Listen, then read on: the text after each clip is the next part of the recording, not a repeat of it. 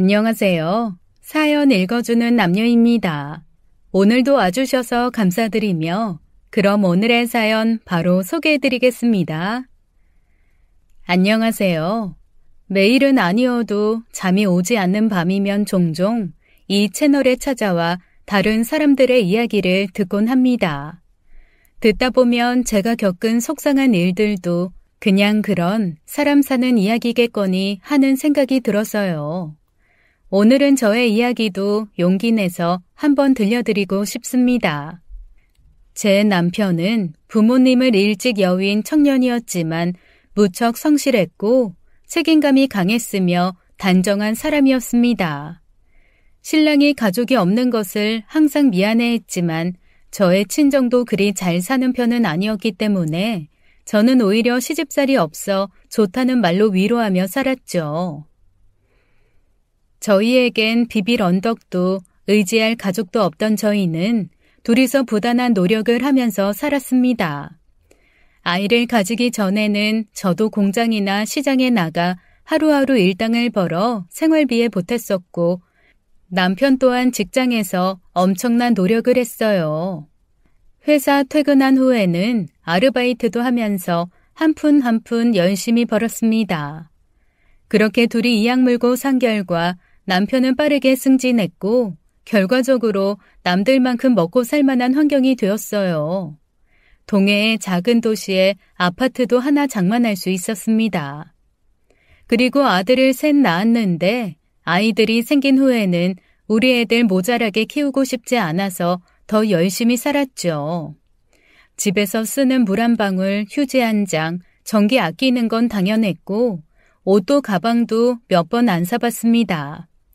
물론 애들한텐 다 해줬어요. 우리가 어린 시절에 누리지 못했던 것들 다 해주고 싶었거든요. 열심히 키워 세 아들을 모두 서울 4년제 대학교에 보냈고 세 녀석 모두 직장도 서울에 구해 각자의 구실을 잘하면서 살아갔습니다. 그러다 나이가 차 결혼할 때가 되었는데 드라마에 나오는 것처럼 성대하진 않아도 남부럽지 않은 정도로는 해주고 싶어서 결혼 자금도 열심히 모아 결혼시켰어요. 첫째, 둘째까지 결혼시키고 늦둥이 셋째 아들이 결혼할 사람을 데려왔습니다. 지를 꼭 닮은 단아한 아가씨더군요. 나름 큰 회사에 다니는 형들과 다르게 대학교 교수를 준비하면서 시간제 강사로 일하고 있는 막내였지만 결혼식만큼은 형들에게 뒤처지지 않게 치러주었습니다. 셋째까지 결혼시키고 나니 만감이 교차했어요.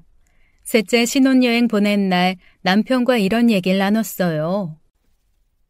그동안 애썼어. 뭐 나는 당신이 하는 거 옆에서 거둔 게 다죠. 그게 무엇보다 어려웠을 텐데. 그래서 말이야. 우리도 이제 우리 즐거움 찾아야지. 애들도 다 보냈으니까 나 퇴사하고 전국 여행 좀 해볼까? 우리 두 다리 튼튼할 때 놀아야지. 회사를 퇴사한다고요? 여행 다녀와서 뭐하고? 부동산 중개사 자격증 시험 준비하려고 제2의 인생 살아보는 거지. 역시 우리 남편은 다 계획이 있구나 기특해하면서 여행 계획을 짜던 중 청천벽력 같은 소식이 우리 부부에게 떨어졌습니다. 3년 전에 완치된 줄 알았던 남편의 갑상선암이 재발한 것이었죠. 그때는 암 크기가 작았고 수술도 어렵지 않았기 때문에 다른 암들에 비해 비교적 쉽게 나아 천운이라고 생각했었는데 3년이 지나 재발하다니. 서울의 유명한 병원에 바로 입원을 했지만 재발이었기 때문에 상황은 더욱 안 좋았습니다. 이미 이곳저곳 전이도 많이 된 상황이었어요. 최선을 다해 남편 곁에서 간호를 했지만 남편의 병세는 악화되어 가기만 했습니다. 합병증까지 와서 폐렴도 앓게 되었죠. 서울로 취업을 해서 서울에 신혼집을 차린 아들들도 남편의 병간호를 도왔습니다. 엄마, 들어가요. 오늘은 내가 있을게. 그냥 있는다고 될 일이 아니라 아빠 가래도 잘 빼줘야 되고. 뭐? 아이, 가래를 뭐 어떻게 빼? 그냥 엄마가 할게. 집에 가 있어. 에이, 왔는데 또 어떻게 그냥 가? 있을게요. 물론 자리만 지키는 게 다이긴 했어요. 큰아들도 둘째도 시간이 될 때마다 얼굴을 비췄지만 진짜 지극정성인 건 막내 아들이었습니다. 막내는 어디서 배워왔는지 가래 빼는 의료기구인 석션 사용법도 알아서 저 대신 남편의 가래도 열심히 빼주고 수시로 재서 전달해야 하는 혈압과 체온도 부지런히 해주더군요. 다른 두 아들이 들으면 서운할지 모르겠지만 막내가 올 때만 저는 마음 편히 남편 옆자리를 비우고 임시로 잡은 병원 근처의 방에 가서 밥도 먹고 씻고 또 조금이나마 잠도 잘 수 있었어요. 하지만 이런 정성이 부족했는지 아니면 운명이라는 건 정말 정해져 있는 건지 남편은 1년쯤 투병하다가 결국 세상을 떠났습니다. 험하고 각박한 세상, 오직 남편의 두꺼운 손잡고 의지하면서 열심히 살았는데 그때는 정말 하늘이 무너지는 것 같더군요. 하지만 인생은 현실이었고 언제까지 슬픔에 잠겨 있을 수는 없었습니다. 이런저런 현실적 문제들이 제 눈앞에 있었으니까요. 하나하나가 돈인 장례 절차를 밟으면서 정신을 차렸고 새 아들과 함께 남편의 장례를 치렀습니다. 장례식장에는 정말 많은 사람들이 왔어요.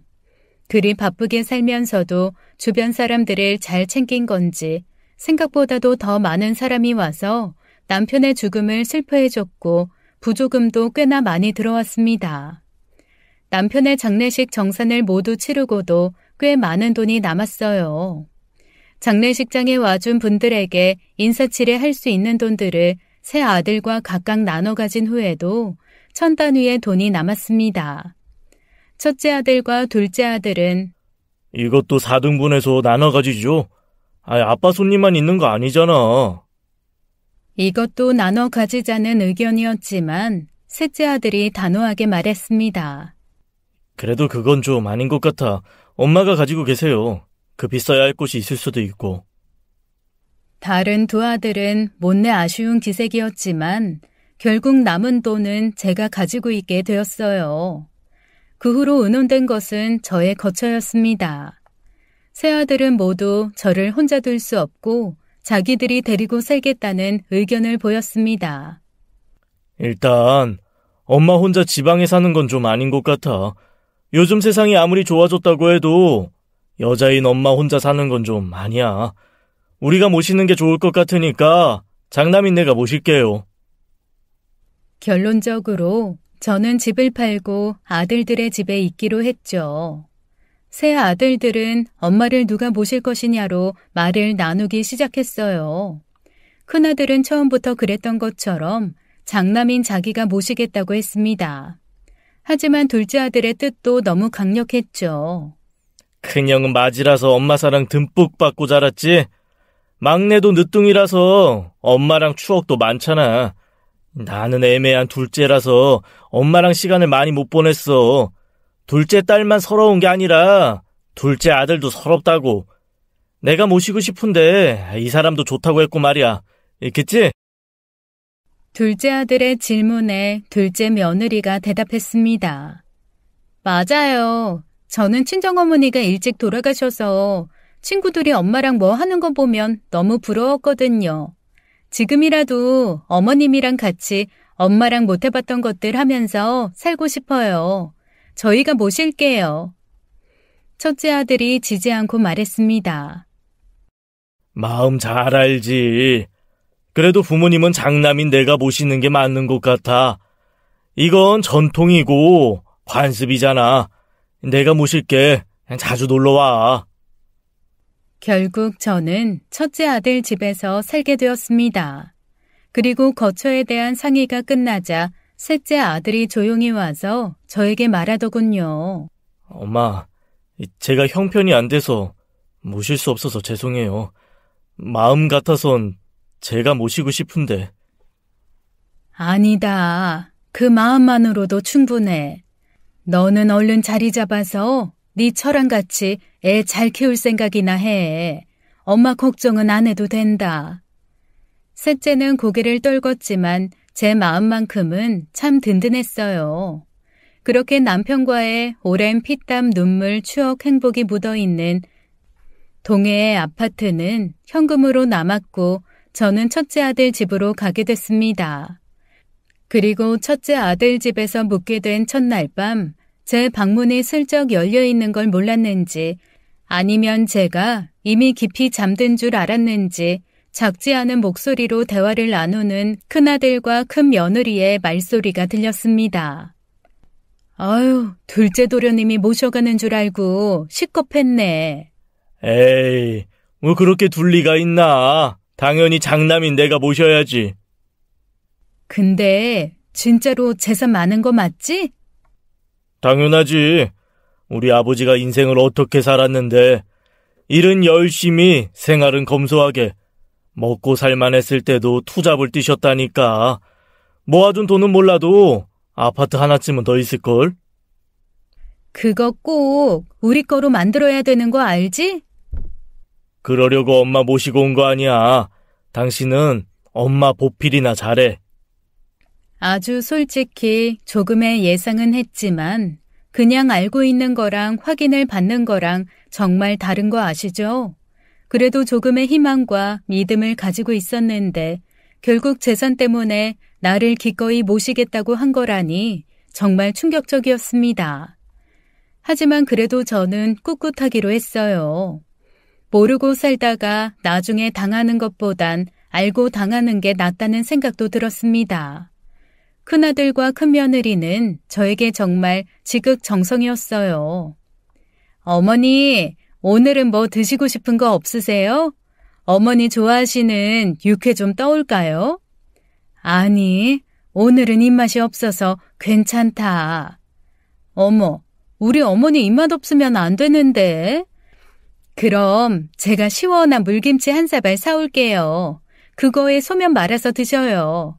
입맛 없을 땐 그게 최고잖아요.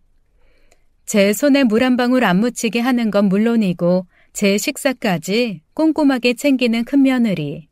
엄마, 이번 주말에 우리 어디 좀 나갈까? 엄마 꽃 좋아하잖아. 여기 어디 축제한다던데. 갑시다. 생전 같이 어디 놀러 간 적이 없는데 엄마 모시고 나들이 가겠다는 큰아들. 속내를 아는 저는 마음이 착잡했지만 그냥 즐기기로 했습니다. 그렇게 2주 정도 흘렀을까요? 큰아들이 거실 소파에 저를 앉혀놓고 말하더군요. 엄마, 저기. 무슨 말을 하는데 그렇게 뜸을 들여. 그냥 말해봐. 나 사실 회사 생활이 너무 힘들어서. 응? 회사 생활이 힘들어? 직장 생활이 나랑 잘 안 맞는 것 같아. 엄마도 아시다시피 내가 좀 대차잖아. 회사 생활하는 것보단 내 사업하는 게 좋을 것 같아서. 이 사람이랑 카페라도 차리면 좋을 것 같은데 어떠셔? 네가 그게 좋을 것 같으면 하면 되지. 근데 자금은 있는 거야? 그런 거 6개월은 먹고 살 수 있는 자본이 있어야 시작할 수 있다던데. 역시 우리 엄마 계산이 빠르네. 그래서 엄마가 돈을 좀 미리 주면 어떨까 하는데. 응? 돈? 나 돈 없어. 에이, 왜 이러셔. 아버지가 남긴 거 있을 거 아니야. 아파트 판 돈도 현금으로 남은 거 아니야? 아파트 판 돈 다 네 아버지 병원비 때문에 빚진 거랑 또 니들 결혼식 비용 때문에 빚낸 거 갚았지. 뭐? 아버지 병원비 보험비 있잖아. 네 아버지 성격에 보험 같은 게 있었겠니? 10원 한 장도 아끼는 양반이었는데 무슨 보험? 다른 부동산도 없고? 아들 새 키우느라 등골 빠지는 집에 부동산이 또 어딨어? 그때 아들의 얼굴을 설명하자면 화산이 따로 없었습니다. 얼굴은 시뻘개져가지고 울그락불그락 머리에서 김이 나는 것 같더군요. 그 표정을 보니 뭔가 좀 통쾌하면서도 씁쓸했습니다. 만감이 교차했죠. 저에게 남겨진 유산이 없다는 걸 안 큰아들 부부의 태도는 그날부터 확 달라졌어요. 입맛 살리시라고 사다 주던 동치미는 개뿔, 김치라도 주면 다행이었습니다. 거의 맨밥 같은 밥을 내어주곤 했는데 저도 상전 노릇하려고 이 집에 살고자 한 건 아니었기 때문에 제 밥은 제가 차려 먹곤 했죠. 물론 며느리가 어머니, 냉장고에 손대지 마시라고요. 제가 정리 다 해놓은 건데. 참, 아휴. 면박을 주긴 했지만 그럴 때면 저도 지지 않고 냉장고가 지저분해서 정리한 건 줄 몰랐다 얘. 다음부턴 조심하마. 대꾸를 해주었습니다. 하루는 제가 홈쇼핑을 보는데 둘째 손주에게 사주면 좋을 것 같아서 구매 방법을 큰며느리에게 물어봤거든요. 근데 에휴, 어머니 이런 거 사는 법도 모르세요? 게다가 저희 거 뭐 사주시는 것도 아니고 둘째네 조카요? 아니 애들 장난감이잖니. 서운하면 미리 사주랴? 너네도 애기 낳으면 갖고 놀라고? 아휴, 됐어요. 애 없다고 면박 주시는 거예요? 아니 참, 돈도 없다는 양반이 뭘 사신다고 그래. 됐다. 나도 인터넷 검색할 줄 안다. 내가 알아서 사마. 옆에서 입을 삐죽이는 큰며느리를 두고 스마트폰으로 방법을 검색해서 구매를 해 둘째네 집에 장난감을 보냈습니다. 며칠 후 큰아들 집에서 산지 한 달쯤 되었을 때 둘째 아들에게 전화가 왔죠. 엄마, 무슨 선물을 다 보냈어. 아니, 홈쇼핑 보는데 우리 손주 잘 가지고 놀 것 같아서. 어때? 마음에 든대? 할머니가 사준 거라고 신났지 뭐. 형이랑 산지 이제 한 달 정도 됐나? 잘 지내고 계셔? 이제 딱 한 달 되어가지. 왜? 데리러 오게? 나는 너무 좋지. 아무리 생각해도 내가 모시고 싶은데 말이야. 나 엄마 밥도 먹고 싶고 이 사람도 애 유치원 가면 심심하다고 엄마랑 수다 떨면서 커피도 마시고 그러고 싶다는데 우리 집으로 오셔. 네 형이랑 말해볼까 그럼? 큰아들 집에서 산 지 딱 한 달이 되던 날 저는 짐을 싸서 둘째 아들 집으로 향했습니다. 큰아들은 당연히 반갑고 신난 기색이었죠. 남겨줄 유산 하나 없는 엄마를 더 이상 모시지 않아도 되니까 말이에요. 반면 둘째 아들은 눈물을 글썽이면서 저를 반겨주었습니다. 서러운 둘째라서 엄마 손과 엄마 품이 그립다던 말이 거짓은 아니었는지 제가 집에 오자마자 이런 부탁을 했죠. 엄마, 어렸을 때 큰형 소풍 가면 싸줬던 김밥 있잖아. 그날 내 도시락도 김밥이었는데 기억나? 나 그게 너무 먹고 싶어. 큰애랑 둘째가 아직 초등학생이었을 때 큰애 때까지는 소풍김밥을 직접 싸주었었거든요. 둘째가 소풍 다닐 즈음엔 전국에 김밥 체인점이 많이 생겨서 김밥을 사서 도시락에 넣어주곤 했었는데 그게 영 마음에 남은 모양이었습니다. 듣고 보니 미안한 마음이 들어서 재료를 사와서 김밥을 싸주겠다고 했어요. 그러자 둘째 며느리가 냉큼 말하더군요. 어머니, 그럼 저랑 같이 장 보러 가요. 저 엄마 손잡고 마트 가서 시식도 하고 장도 보는 게 소원이었어요. 친정 어머님이 일찍 돌아가셔서 친정 아버지 손에 길러졌다는 며느리가 성격 좋게 달라붙었습니다. 저도 기쁜 마음으로 함께 마트에 갔죠. 함께 장을 보는 건 즐거웠어요. 아들 셋만 키우느라 큰 장을 볼 때면 막내가 짐꾼으로 오기나 했지 이렇게 하하호호 수다 떨면서 장을 보는 건 저도 처음이었습니다. 애아빠가 어머님 제육볶음도 엄청 좋아해요. 나중에 저도 레시피 알려주세요, 어머님. 딸이 있었다면 딱 이런 느낌이었겠구나. 살가운 며느리가 너무 예뻐 보였습니다. 이런 생활이라면 둘째 아들 집에서 계속 머물러도 좋겠다는 생각이 들었죠. 문제는 저한테 장난감 방을 빼앗긴 손주였습니다. 제가 이 집에 들어오기 전까지 손주에게는 원래 공부방과 장난감 방 2개가 있었는데 하나를 고스란히 할머니한테 빼앗기고 만 거죠. 미안한 마음에 저도 수중에 있는 돈으로 장난감을 몇 개 사주었지만 한 번 토라진 마음은 되돌리기 어려웠습니다. 한 번씩 미운 말을 할 때마다 저는 오히려 달래느라 바빴는데 둘째 며느리가 호되게 혼을 내더군요.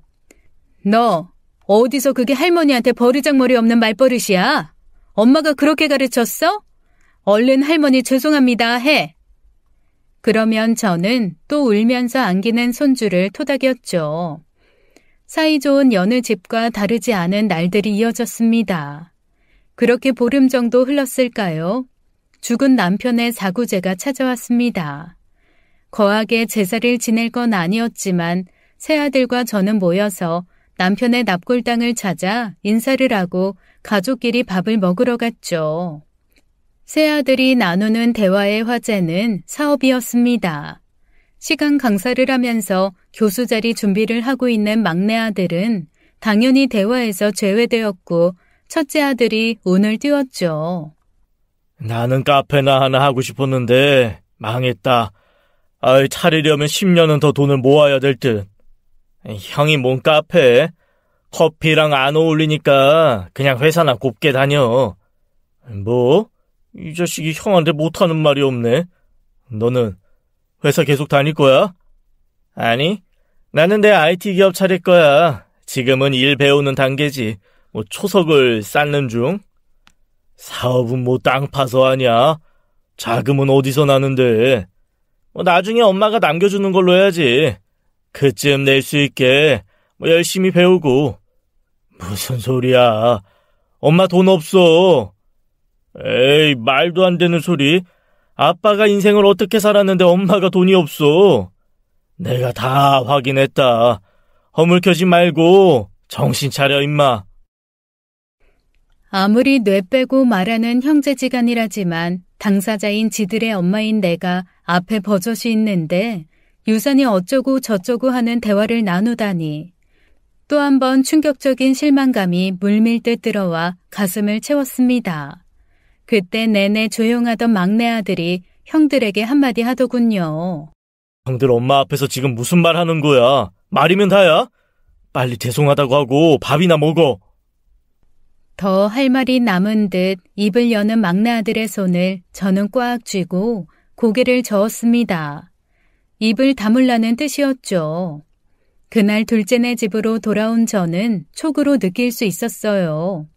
앞으로는 대우가 많이 다를 것이라는 걸요. 첫째네 집에서 그랬듯 둘째네도 결국은 나중에 유산을 차지하고 싶어서 나를 모시려고 했다는 걸 아까의 대화에서 알아챌 수 있었습니다.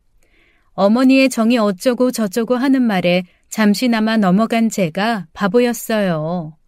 하지만 어떤 어미가 자식들의 그런 말에 넘어가지 않을 수가 있겠어요. 둘째 아들은 저에게 진지하게 물어오더군요. 엄마, 진짜 돈 없어요? 아빠가 남긴 거 하나도 없어? 아까 들었다시피 없어.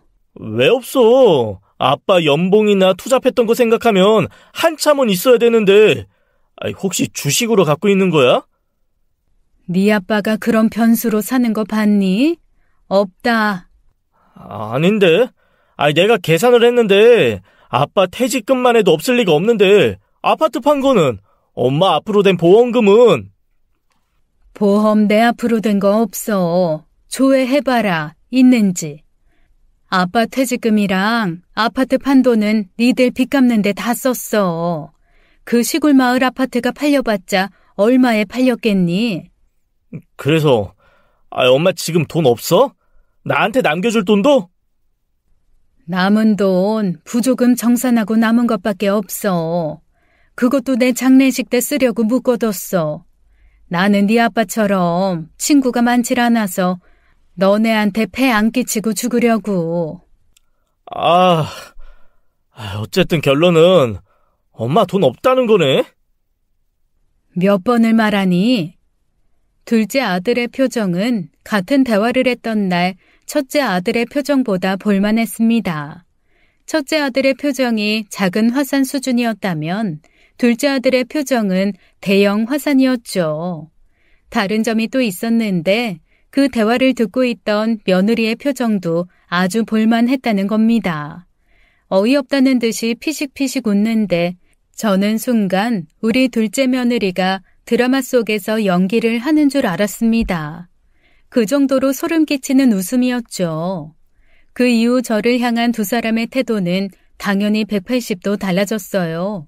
첫째네 애들은 그래도 어미 취급은 해줬는데 엄마의 정이 그리웠다던 둘째네 부부는 어미 취급이 뭔지도 모르는 것 같았습니다.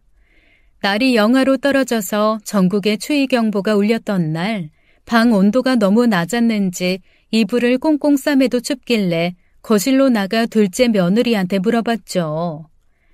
혹시 여기 방 온도는 어떻게 올리니? 너무 춥다.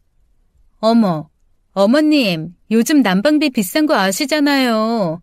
저희도 참고 사니까 어머니도 좀 참으세요. 그러기엔 거실은 온기가 싹 도는 것 같았습니다. 거실은 따뜻한 것 같은데? 원래 남의 떡이 커 보이는 법이잖아요. 저희 돈 없어서 난방 줄이고 산 지 좀 됐어요. 뭐라고? 겨울 된 지 얼마나 됐다고? 어머니 아들이 어머니 유산 믿고 돈을 펑펑 써대서 돈이 없어서요.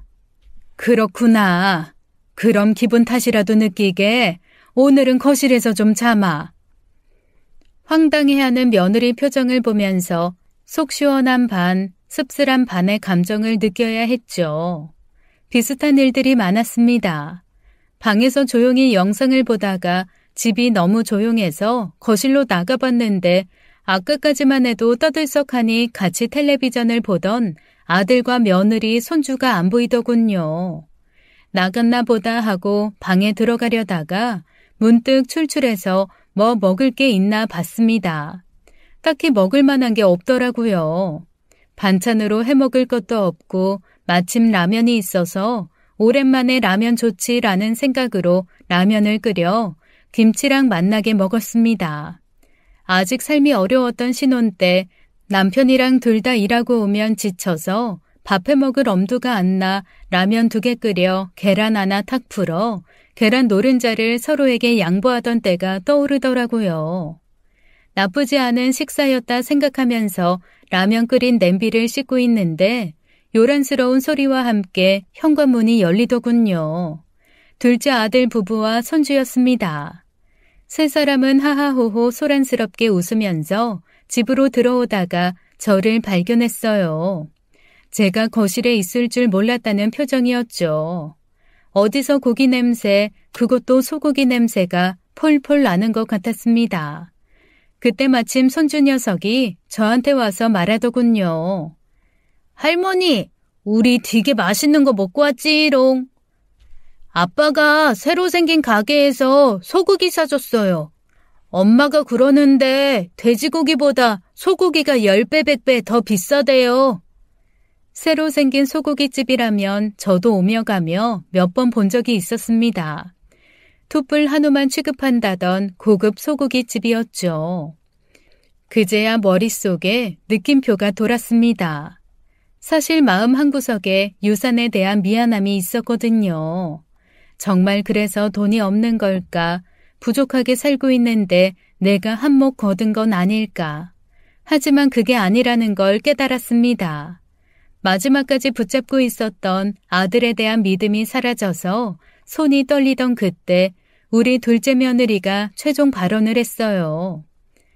어머니, 라면 끓여 드셨어요? 저 이거 냄새 나는 거 싫어서 집에서 잘 끓이지도 않는데 거실 문 좀 열고 드시지. 지금까지도 많이 참은 건 아니었지만 더더욱 참으면 안 되겠다는 생각이 들었습니다. 아무리 내가 남겨줄 유산이 없다고 해도 그렇지 알바 한 번 안 해도 되게끔 키워온 게 있는데 그걸 이런 식으로 갚다니 너무 괘씸했죠. 앞으로는 절대 당하고 살지 않겠다는 마음이 들었습니다. 그래서 그 다음부터는 모든 걸 제 손으로 직접 했어요. 원래도 제 손으로 대부분 했지만 더더욱 제가 다 했죠. 내 빨래도 내 밥 차려 먹기도 며느리한테 손도 못 대게 하고 제가 직접 했어요. 반찬 같은 것도 수중에 있는 돈으로 장을 봐서 해먹었는데 그걸 본 둘째 아들놈이 이딴 소리를 하더군요. 그래요. 엄마, 밥값은 하셔야지. 뭐라고 임마? 재워드리고 모시는 밥값 말이에요. 역시 우리 엄마는 요리는 잘해. 그거 나 먹으려고 만든 거다. 네 먹이려고 만든 거 아니야. 에이, 서운하게 왜 이러셔. 내가 이걸 밥값으로 퉁쳐주는 거잖아, 엄마. 안 그러면 한 달 생활비 조금씩 주시든가. 근데 엄마 돈 없잖아. 그렇게 따지면 여태 입히고 재워주고 한 돈 다 계산해서 내놔라. 네 키워준 값, 대학교 등록금 다 계산해서 내놔. 또 안 그래도 저를 미워하던 손주 새끼는 자기를 혼내는 엄마가 없자 더 막무가내였습니다. 툭하면 제 방에 들어와서 할머니 싫어. 여기 내 방이야. 그래, 그건 할머니가 미안해. 할머니 나가면 네 장난감 방 다시 해. 싫어. 이미 할머니 냄새 나잖아. 하루하루가 막장 드라마였습니다. 그러던 어느 날 영하 15도라면서 강추위에 조심하라는 경보 문자가 온 날 둘째 며느리가 제 방문을 벌컥 열고 말하더군요. 어머니, 잠시 좀 나가주셔야겠어요. 뭐? 이 추위에? 어디로? 왜? 집에 중요한 손님이 올 거라서요. 근데 어머님 계시면 다 같이 불편하니까 좀 나가 있어 주세요. 아니, 이 추위에? 나 딱히 가 있을 곳도 없는데.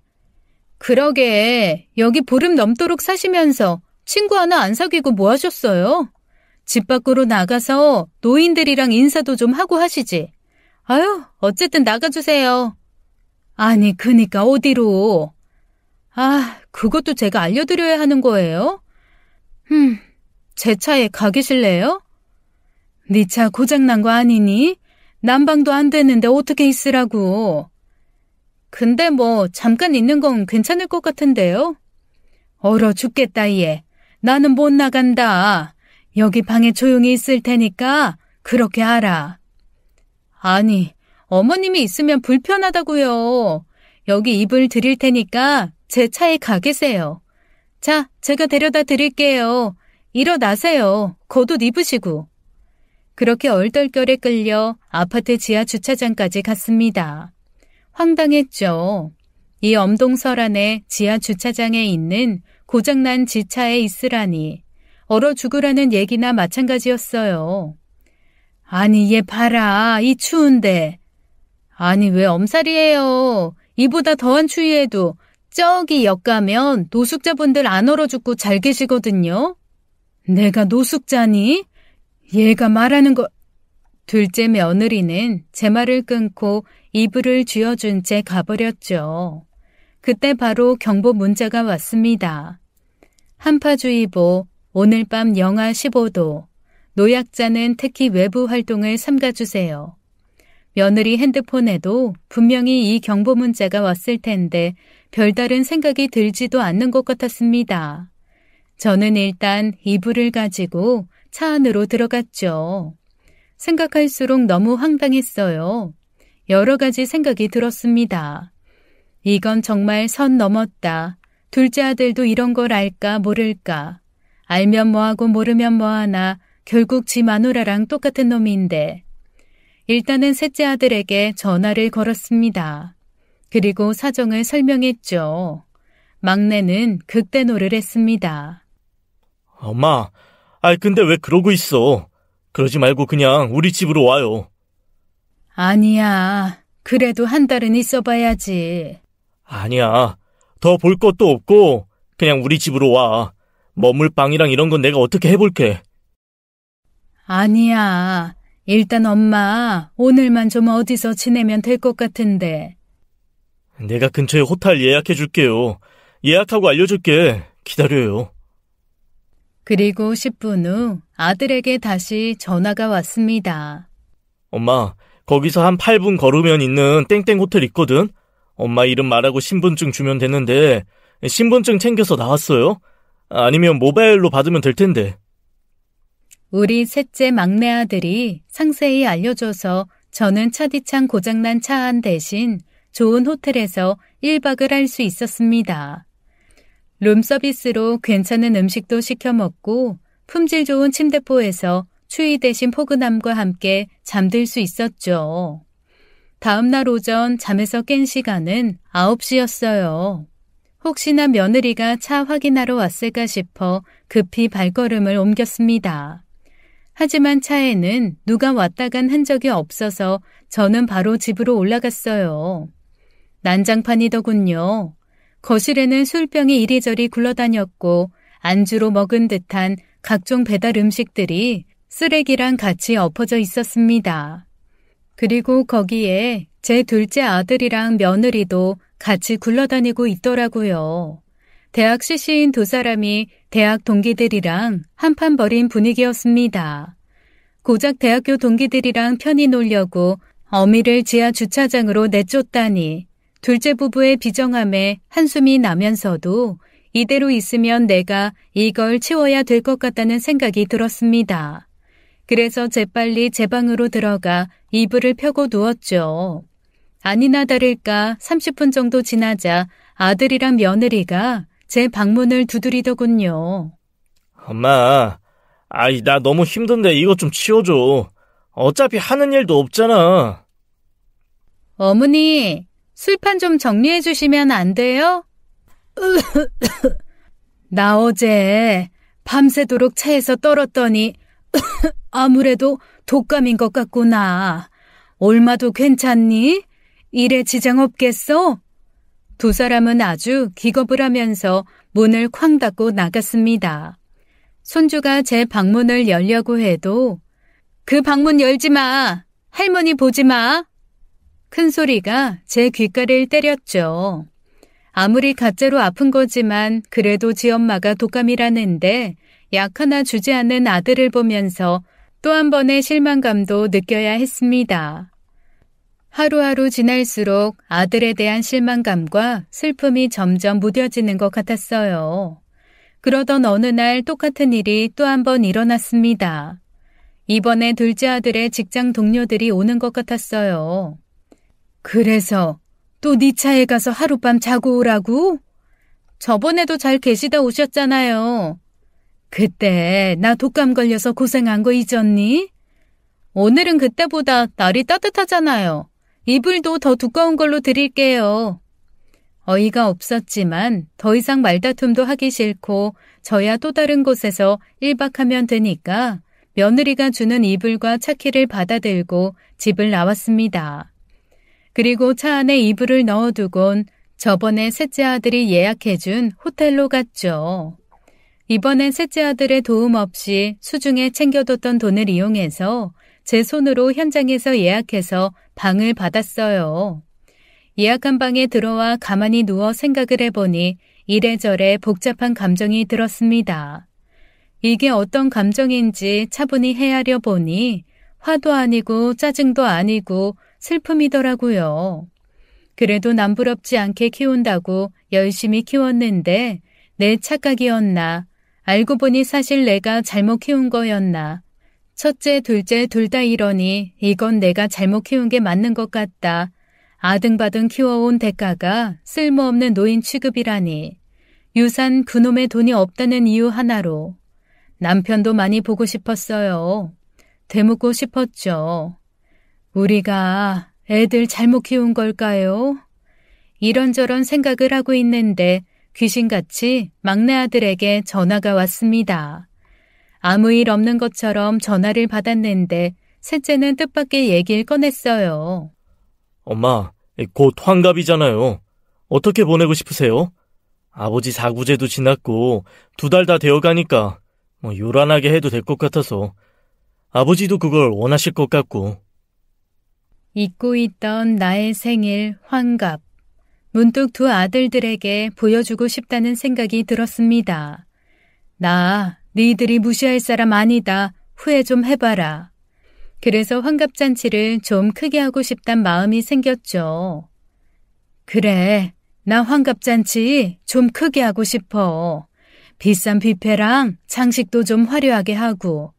남들 보란 듯이 좀 크게 하고 싶어 나도.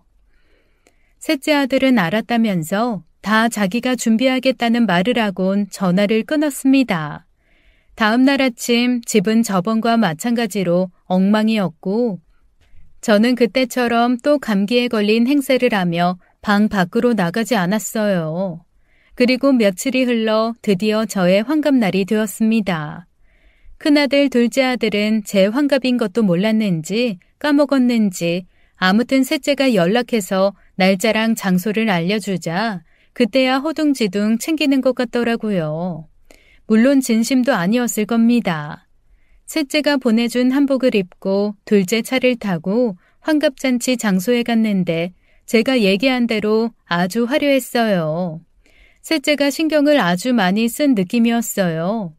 좋아하는 저를 보면서 뿌듯한 표정을 짓는 셋째와 달리 형 두 놈의 표정은 가관이었습니다. 첫째는 숨기지 않고 셋째에게 말했죠. 야, 이게 다 얼마야? 이런 걸 왜 상의 없이 너 혼자 해? 둘째도 지지 않고 말했습니다. 우리 형편에 이런 환갑잔치가 말이 돼? 그냥 고기나 구워 먹고 끝낼 일이지. 호텔 주방장의 뷔페.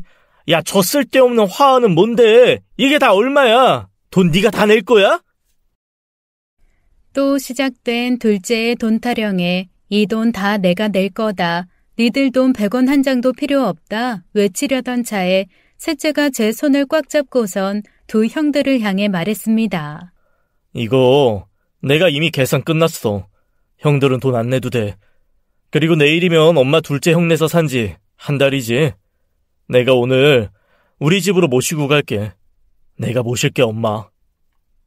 셋째의 발언에 첫째와 둘째 모두 놀란 눈치였지만 놀란 것보단 기쁜 마음이 더 커 보였습니다. 아직 넉넉지 못한 셋째 사정을 빤히 아는지라 저는 다른 두 놈이 없을 때 셋째를 붙잡고 물었어요. 네가 무슨 돈이 있다고 이런 걸 했어. 엄마 미안하게. 그냥 내가 내 돈으로 했다고 하고 큰 소리 치려고 했지 엄마는. 엄마, 돈 있는 거 형들이 알면 안 돼요. 아직 아닌 것 같아, 엄마. 이게 무슨 소린가 하시는 분들 계시겠죠? 사실 여기엔 셋째 아들과 저만 아는 비밀이 숨겨져 있습니다. 우리 남편의 암이 재발한 거라는 건 아까 말씀드렸죠. 갑상선암은 그나마 완치율이 좋다고 하더니 수술과 치료 끝에 남편은 일단 다 나았습니다. 병이 다 나은 건 경사였지만 저와 남편은 아들들의 됨됨이를 보고 말았죠. 3년 전 남편은 자신이 암에 걸렸는데도 아빠가 사망보험을 들었는지 혹시 부동산 같은 걸 해놓은 건 없는지를 은밀히 물어보는 첫째 아들과 둘째 아들에게 크게 상처를 입었습니다. 그래서 완치 판정을 받았을 때 모든 재산을 현금화시켜서 제 이름으로 만들어 놓고 혹시나 하는 염려에 사망보험을 하나 들어서 그때도 혼자서 헌신적으로 남편을 돌본 셋째 아들 앞으로 돌려놓았죠. 그리고 불행히도 3년이 지난 지금 남편은 결국 암이 재발 및 전이 돼서 세상을 떠났고 애초에 돈이 다 저에게 있었기 때문에 남길 유산도 무엇도 없던 겁니다. 아파트 판돈 역시 남편 병원비를 제외하곤 모두 제 통장에 있고요. 남편 사망보험금은 지금 셋째 아들 명의의 통장에 있습니다.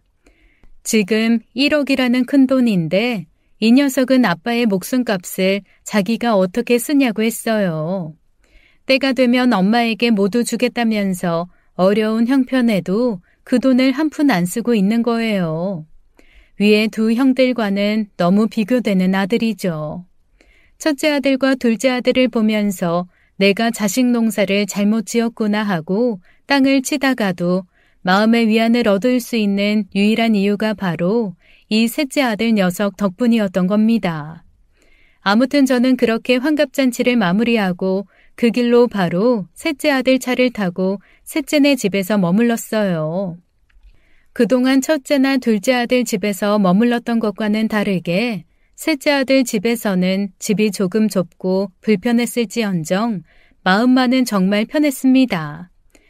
누군가는 셋째 아들은 유산이 있다는 걸 알아서 그런 거 아니냐라고 하시겠지만 그런 이유가 절대 아닌 걸 어미인 저는 알아요. 며느리랑 같이 따순밥 해먹으면서 유치원 다니는 손주 녀석 데리러 유치원에 같이 가기도 하고 교수 준비하느라 바쁜 셋째 아들 녀석 대신 며느리랑 저랑 손주랑 셋이 놀이동산도 가고 하면서 즐거운 날들을 보냈죠.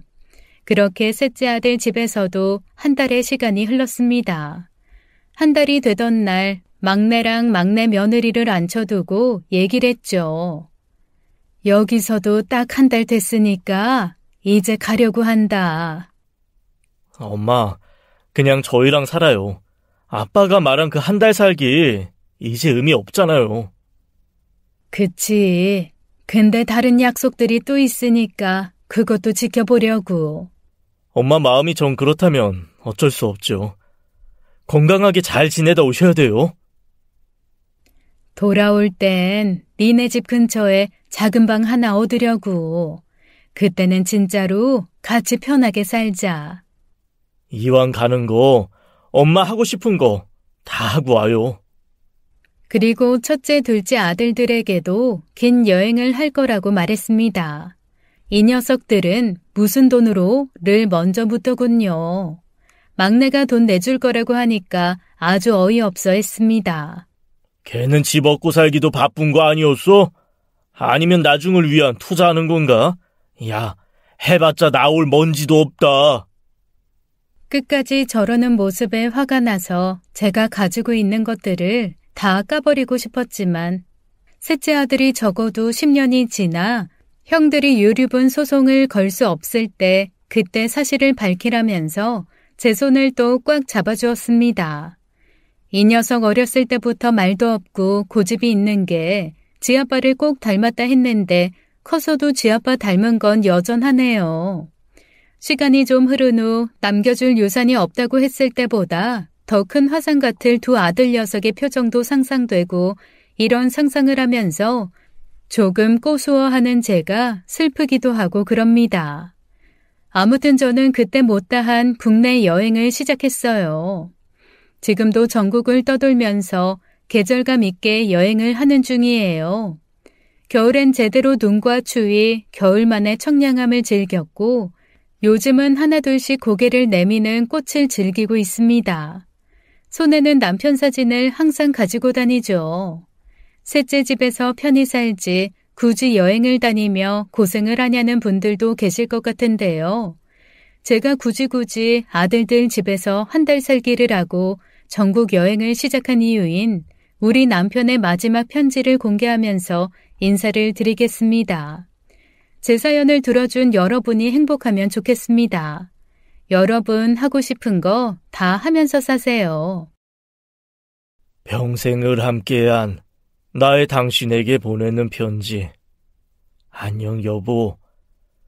끝이 얼마 남지 않다는 걸 느끼면서 당신에게 편지를 씁니다. 사람은 원래 죽기 전에 생각도 반성도 많다고 하던데 내가 딱 그 모양인 것 같군요. 진작 반성도 좀 하고 스스로를 되돌아보면서 살았어야 했는데 말이야. 내가 25살 때 당신을 처음 만났지. 그땐 참 꽃같이 고운 당신이었는데 지금 당신 손을 보면 그 주름이 다 내가 만든 고생의 흔적 같아서 미안하네. 부족하게 살았기에 남부럽지 않게 살고 싶었던 건 내 욕심이었는데 당신에게도 덩달아 고생을 강요한 것 같아서 미안하고 또 나의 뜻과 욕심을 따라와 준다고 이 모진 소리 한번 못하고 나와 함께 해준 당신에게 참 고마워. 지금 생각하면 당신을 고생시킨 기억밖에 없어서 조금쯤은 누리고 싶었던 것, 하고 싶었던 것들 정말 조금은 하면서 살면 어땠을까 하는 생각이 드네. 즐거운 기억이라고 하면 첫째 아들 녀석이 태어났을 때, 둘째 아들이 처음 엄마 소리를 했을 때, 셋째 아들이 일어나서 걷기 시작했을 때 그런 순간들이랄까. 이것들 모두 자식들에 대한 기억이지. 우리가 우리를 위해서 쓴 시간이나 행복, 그런 사소한 즐거운 기억이 우리에겐 없잖아. 당신 두고 가려니 이런저런 걱정들이 참 많아. 특히 걱정되는 건 우리 아들 녀석들이네. 3년 전 내가 처음 암에 걸렸을 때를 기억해. 나는 그때 두 녀석에게 상처를 받기도 했지만 내가 떠난 후 그 두 녀석이 당신에게 어떻게 할지가 눈에 보였어. 그러질 않길 바라지만 아마 내 느낌이 맞겠지. 그래서 3년 전에 내 모든 재산을 현금으로 돌려서 당신 이름으로 만든 통장에 넣어놨어. 부디 두 녀석 모르게 잘 지키면서 당신이 편히 살았으면 좋겠네. 막내 녀석 결혼시키고 우리가 했던 약속 기억해. 전국 발도를 돌아다니면서 늦은 호강 좀 하자고 했지. 아들 녀석들 집에서 부모 대접도 받으면서 한 달씩 살아보기도 하고 말이야.